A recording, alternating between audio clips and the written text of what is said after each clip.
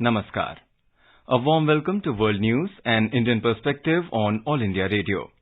This is Abhineet Shukla and with me is Purnima Saman-Karakoti, bringing glimpses of the major developments of the day from across the globe.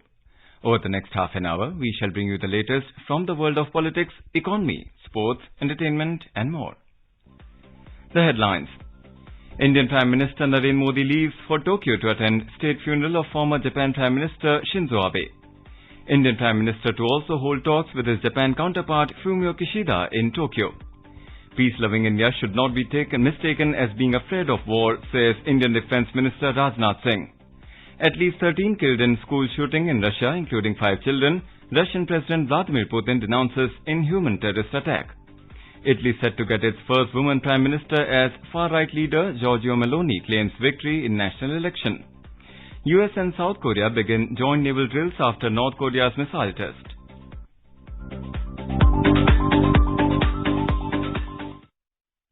Indian Prime Minister Narendra Modi left for Tokyo tonight to participate in the state funeral of former Prime Minister of Japan Shinzo Abe. Ahead of his departure, Mr. Modi in a tweet today conveyed his heartfelt condolences to Japan's Prime Minister Fumio Kishida and Mrs. Abe on behalf of all the Indians. The Indian Prime Minister termed Shinzo Abe a dear friend and a great champion of India-Japan friendship. He said, work will continue to further strengthen India-Japan relations as envisioned by Shinzo Abe. The state funeral of Shinzo Abe, who was assassinated on 8th of July in the city of Nara during a campaign speech, will take place on Tuesday. India had announced one day of national mourning on 9th of July as a mark of respect to Shinzo Abe. Briefing media in New Delhi on the visit, Foreign Secretary Vinay Mohan Kwatra said the ceremony will be held at Budokan Air Arena, which will be followed by a greeting occasion at Akasaka Palace in Tokyo. This visit by Prime Minister Modi will be an opportunity for him to honor the memory of former Prime Minister Abe, who he considered a dear friend and a great champion of India-Japan relationship. Prime Minister Modi and Prime Minister Abe had developed a personal bond of trust and friendship through their numerous meetings and interactions spanning over a decade, beginning from Prime Minister Modi's visit to Japan in 2007 as the then Chief Minister of Gujarat. Mr. Kwatra said representatives from over 100 countries and more than 20 heads of state are expected to participate in the state funeral. These include Australian Prime Minister Anthony Albanese, US Vice President Kamala Harris and South Korean Prime Minister Han Duck-soo. Mr. Modi will also meet his Japanese counterpart Fumio Kishida during the visit. The Foreign Secretary said it will be an opportunity for the two leaders to reaffirm their commitment to further strengthening India-Japan special strategic and global partnership. Japan is one of the most trusted and valued strategic partners of India. The two sides are committed to strengthening bilateral partnership in key areas that include trade and investment, defense and security, climate change, health security, infrastructure, digital space, industrial development, energy, and critical and emerging technologies and human resources, among others. There is a deep convergence in our visions of Indo-Pacific region, and there is close cooperation between our countries on issues of international importance. Our correspondent has filed this report. Prime Minister Narendra Modi and the former Japanese PM had developed a personal bond of trust and friendship through their numerous meetings and interactions spanning over a decade. The two leaders made enormous contributions to India-Japan ties and were singularly responsible for elevating India-Japan relations to the status of special, strategic and global partnership in 2014. Shinzo Abe made significant contributions to deepening India-Japan relations, turning the largely economic relationship into a broad, strategic and comprehensive partnership. This visit will be an opportunity for Prime Minister Modi to honor the memory of the former Japanese Prime Minister, who he considered a dear friend and a great champion of India-Japan relationship. With Dipendra Kumar, Suparna Saigya, AIR News, Delhi. Japan has imposed tight security measures in the capital city Tokyo as it prepares to host foreign dignitaries for the state funeral of former Prime Minister Shinzo Abe. Top-level security measures will be deployed at the state-funded event on Tuesday, equivalent to those adapted during the Tokyo Olympic and Paralympic Games, with a police presence exceeding 18,000 personnel. Indian Defence Minister Rajnath Singh asserted that India is a peace-loving country, but it should not be mistaken with being cowardly or afraid of war. Mr. Singh was speaking at a felicitation ceremony held in Kangra district for the brave soldiers of the Indian Armed Forces hailing from state of Himachal Pradesh. The minister said, India is the only country which has given the message of peace to the whole world, and its military is respected across the globe for its bravery. The Indian Defence Minister assured people of the country that if any attempt is ever made to disturb the harmony in India, a befitting reply will be given. India's Information and Broadcasting Ministry has banned and suspended 10 YouTube channels. Information and Broadcasting Minister of India Anurag Thakur said these YouTube channels were spreading misinformation, trying to sabotage ties with friendly countries and detrimental to the sovereignty and territorial integrity of the country. In today's Hotspot section, we bring for you a discussion on India's bid for UN Security Council getting a strong backing. In conversation are former diplomat Manjeev Puri and AIR correspondent Kaushik Roy. As India is celebrating Azadi Ka Amrit Mahotsav and also the United Nations is into its 77th year as the 77th UN GA is still on, how do you look at reforms in the United Nations? I completely share your sentiment that 75 years or 77 years is adequate time to recognize the need for adjusting to changed reality. When the United Nations was formed in 1945, there were only 51 members. Today there are 193. The world has seen decolonization. The world has seen the end of the Cold War. And let me be very clear, the world has seen the rise of developing countries. This includes India, of course includes China. And so there's a shift from the transatlantic balance to the Indo-Pacific. Does this not require that the greatest and most important instrument of international governance, the United Nations, as well as the Bretton Woods institutions, adjust to this change? Now let me say a word about India. India was not favored in 1945, although we were a chartered member, by any kind of grandfathering in terms of a permanent membership of the Security Council. Perhaps understandable, we were a colony. We were also not the largest developing country. There was China, which was larger than us. But next year, India will become the largest country in the world in terms of people. We will be among the 3 or 4 largest economies in the world. And so, think about it from the perspective not just of India, but of the world, that doesn't it behove the world and the institutions of international governance that India should be inside the tent, i.e. de jure contributing to a better world and for the benefit of humankind through global good. I think the time has come. The time had come some time back also, but the situation is such that I think today even the naysayers as well as the current powers that be would be benefited by having a country like India and several others who are in the G4 to be inside the tent, because the global need of the hour is far greater heft than what they can provide only by themselves. Yes, absolutely, Ambassador.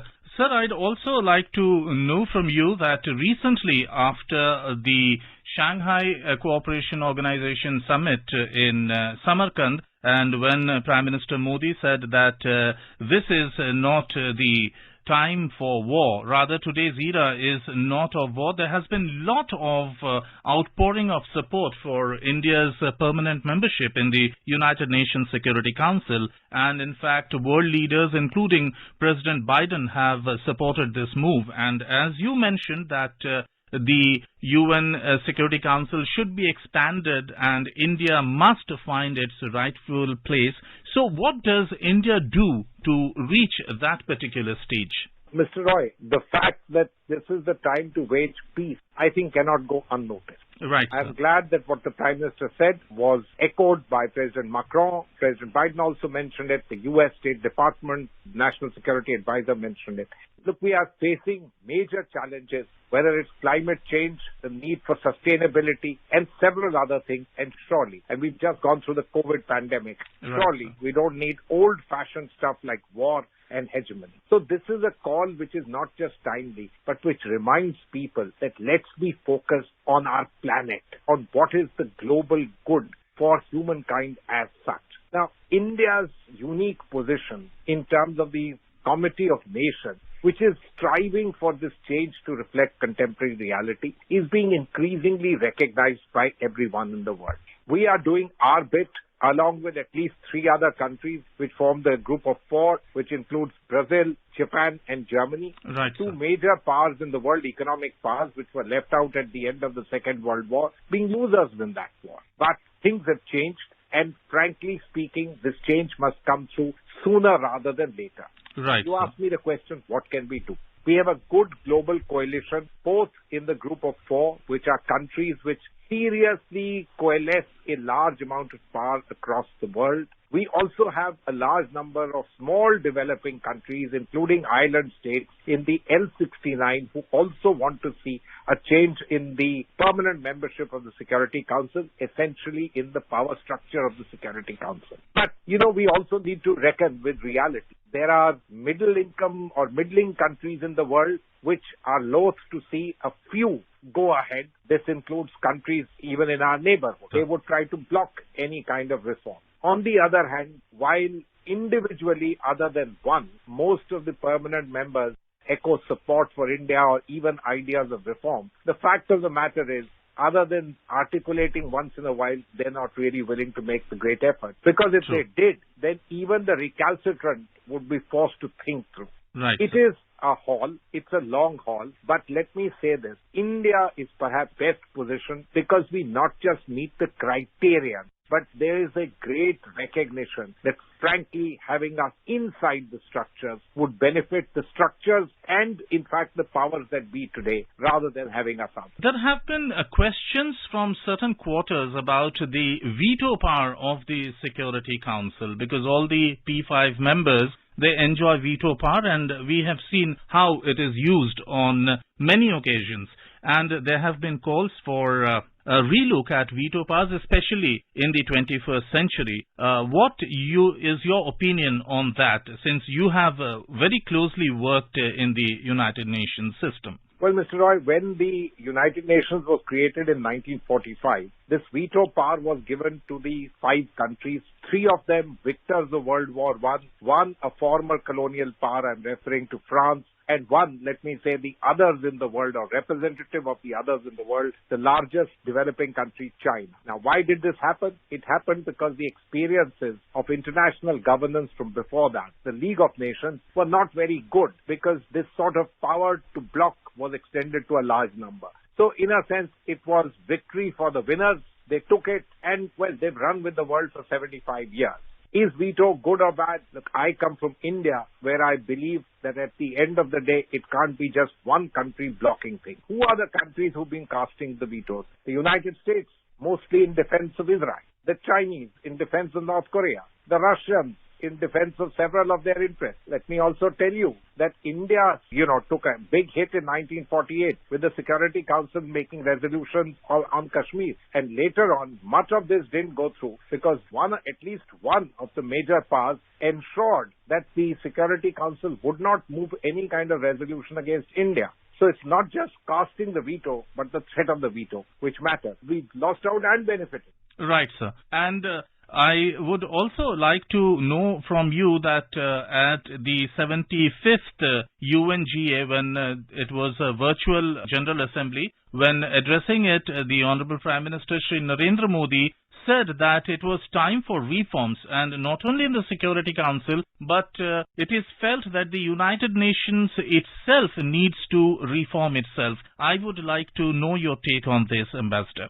So, Mr. Roy, the ideas that there should be reform across the board in the United Nations is not just obvious, but again reflects contemporary reality. Right, sir. When we look at the Security Council and its polarity-oriented system of veto, permanent membership, etc., that's one heavyweight side of decision-making. But there are so many other elements. It is how you make contributions, who are the people who man the principal administrative post there, how do decisions get taken, how much of inclusiveness is there. Let me give you one example. When the Millennium Development Goals, the MDGs mentioned at the turn of the century, they were an articulation by the Secretary General. No doubt a good articulation, which was in the interest of humankind. But was that really the way of going about it? Didn't it require that the large committee of nations in the General Assembly at least debate them and then go ahead and give a go-ahead for it? Ideally, negotiate them among each other. Well, when it came to the Sustainable Development Goals, many people would have liked that the Sustainable Development Goals reflect the priorities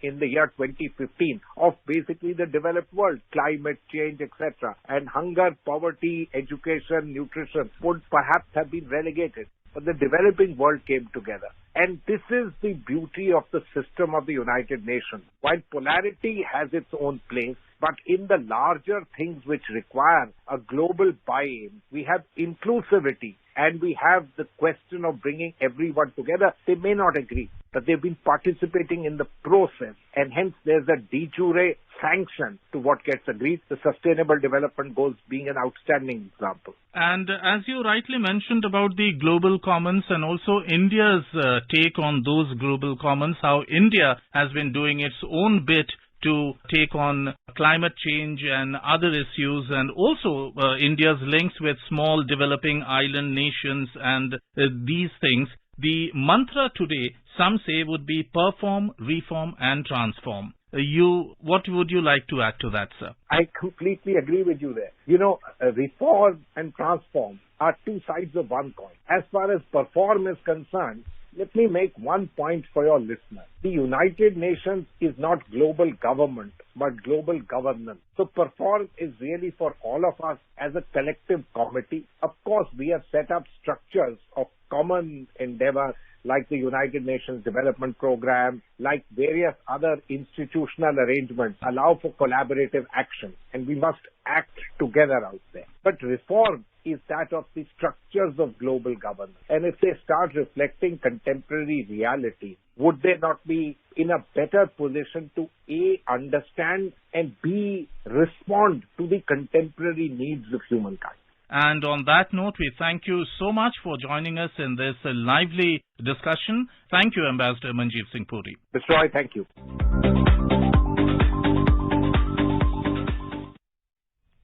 This is All India Radio, giving you the world news. For quick news updates round the clock, follow us on Twitter @AIR News Alerts.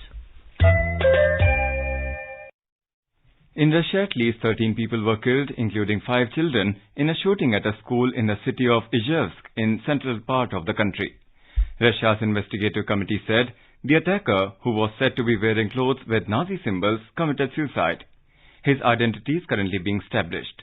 Russia's Interior Ministry said about 20 people were also injured in the attack. Russian President Vladimir Putin on Monday denounced an inhuman terrorist attack at a school in Izhevsk. Talking to reporters, Kremlin spokesman Dmitry Peskov said President Putin deeply mourns the deaths of people and children at a school where there was a terrorist attack by a person who apparently belongs to a neo-fascist group. In Italy, Giorgia Meloni won a clear majority in the national elections, setting herself up to become the country's first female prime minister to head country's first far-right-led government since World War II. According to media reports, the alliance claimed over 43% votes, which would translate to 114 seats in the Senate. A political party needs 104 seats to claim a majority in the Italian Senate. We have a report. In a political culture of machismo, the victory of Giorgia Meloni and her party, the Brothers of Italy, is a remarkable achievement. She will be the first woman to lead the government, as 30 men have served as the Prime Minister before her since the proclamation of the Italian Republic in 1946. Meloni was born in Garbatella, a working-class area of Rome, on 15th January 1977. She entered politics at the age of 15 in 1992, joining the neo-fascist Social Movement, a group with pronounced sympathy for Benito Mussolini, the country's dictator from 1925 to 1945. She also served as a youth minister in Berlusconi's 2008 to 2011 government before founding the Brothers of Italy in 2012. Meloni has already broken barriers, as she was the youngest cabinet minister in Italy's history. After her victory, Meloni has promised that her government would work for everyone.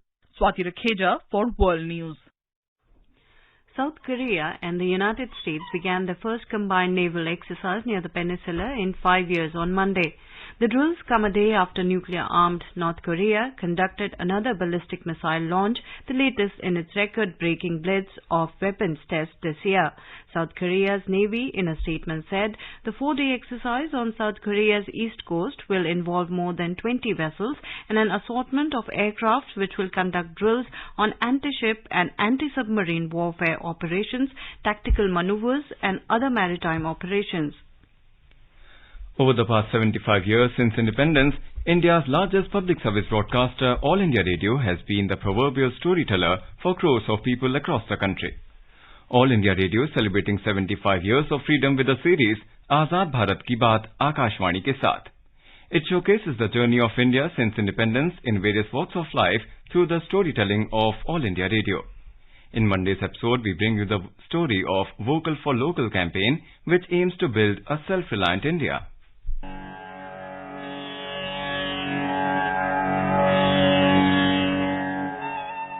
From an increased focus on Indian firms for public procurement to offering tax incentives to foreign and Indian companies for local manufacturing, the government has raised its Vocal for Local pitch. Vocal for Local has become the latest trending slogan which has emerged during the COVID-19 pandemic. The idea behind this movement finds its root in the Swadeshi movement, which was promoted by Mahatma Gandhi and popularized in 1905 during the Indian independence struggle. It was seen as a way to imbibe the feeling of nationalism and nationalistic pride among Indians. The aim of the Vocal for Local campaign is to promote local industries and consume local wherever possible, so that the long-term effects of an increase in demand can be used to develop the domestic industries and make them gradually self-reliant. Economic analyst Puneet Jain says the pitch of Vocal for Local will help in the upscaling of production and eventually make India a manufacturing center for the world, thereby aiding the country's aim to become a $5 trillion economy by 2025. So government's campaign to boost manufacturing in India through its campaign Vocal for Local has actually many benefits. It generates a lot of employment within the country, and of course it helps us to manage our import and reduce our dependence on other economies. We need to develop local industries, the small and medium enterprises which employ a lot of people. They depend on local manufacturing, on local companies which sell goods and services within India. The main target, of course, is employment. It also helps to generate revenues within India, which will help us in managing the macroeconomic situation. If we have very strong domestic manufacturing base, then we are also able to export those goods and services to the other parts of the world to become a $5 trillion economy in 2 to 3 years. Vocal for Local gives unequivocal importance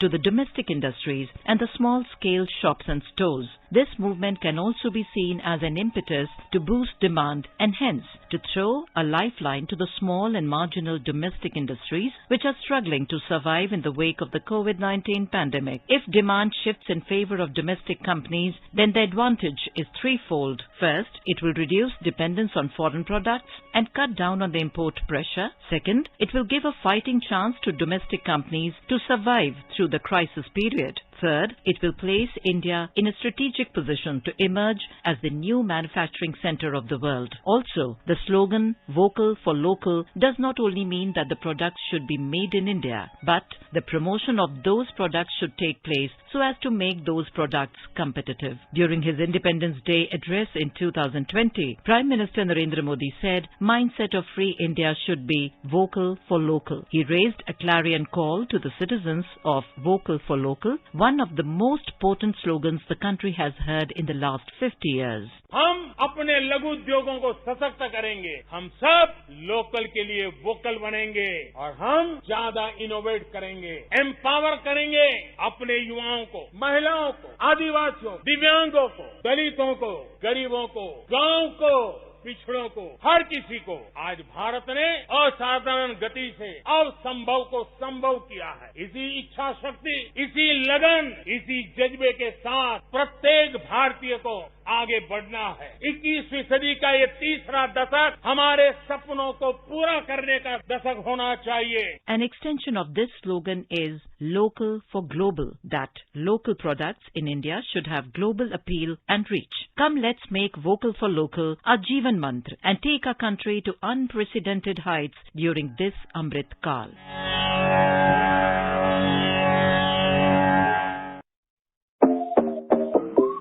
देश भर में तू मचाए ज्ञान का ये उपहार, mobile पे आजादी क्वेस्ट आया जाति का इतिहास। डाउनलोड कर रे आजादी क्वेस्ट, ये लो जीतो ढेरों इनाम, मौका पाए जुड़ने का रेडियो और डीडी के साथ। सिर्फ खेल नहीं उत्सव है, आजादी का अमृत महोत्सव है, आजादी का अमृत महोत्सव है।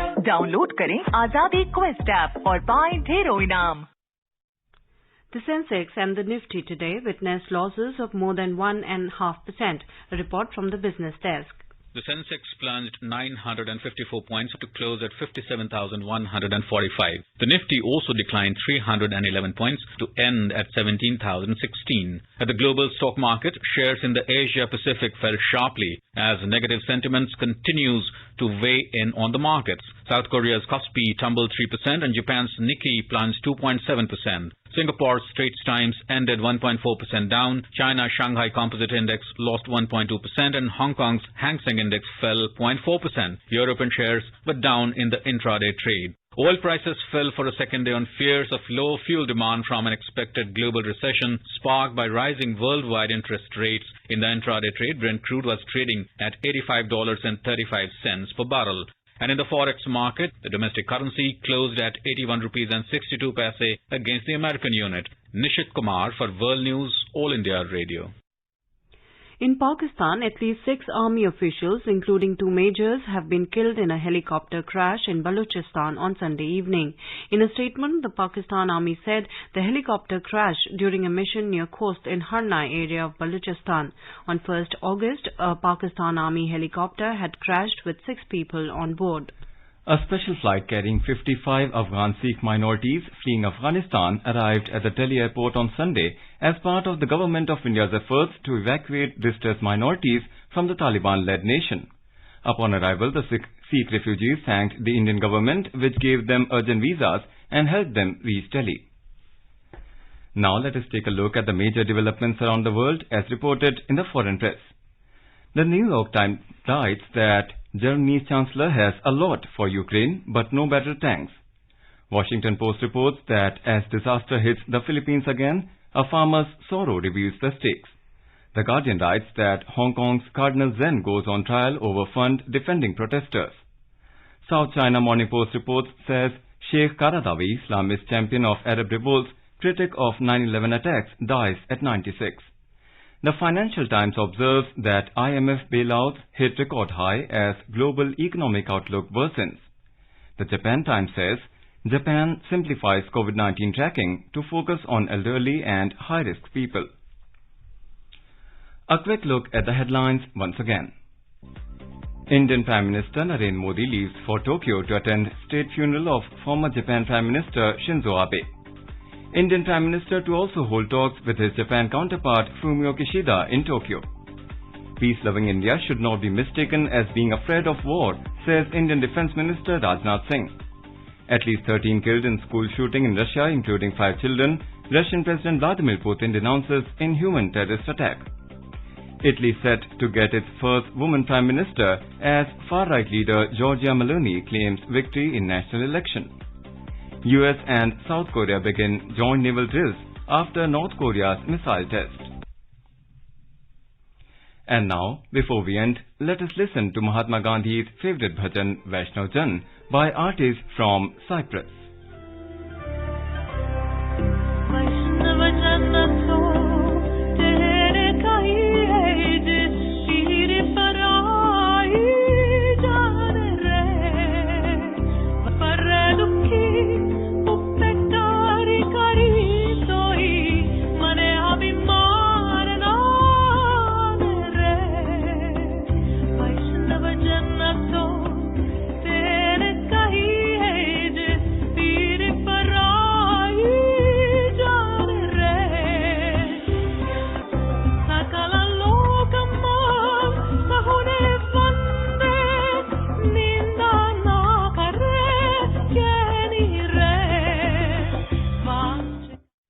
And with that, we end this bulletin. We'll be back at the same time tomorrow with the next edition of World News.